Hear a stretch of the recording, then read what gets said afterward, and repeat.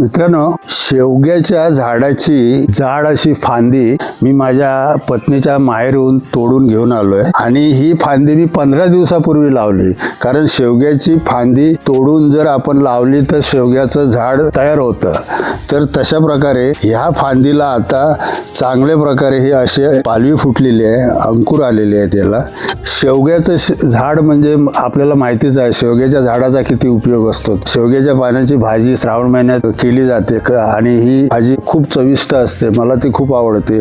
शिवाय हे शेवग्याचं झाड मोठं झाल्याच्या नंतर याला शेवग्याच्या शेंगा येतात आणि ह्या शेंगा बाजारात महाग असतात आणि ह्या शेवग्याच्या शेंगा आपल्याला आपल्या घरच्या झाडाच्या खायला मिळतात. आणि हे झाड मी माझ्या घराच्या परिसरात लावलेलं आहे आणि ही आलेली पालवी बघून, आलेले अंकुर बघून मला खूप आनंद झाला.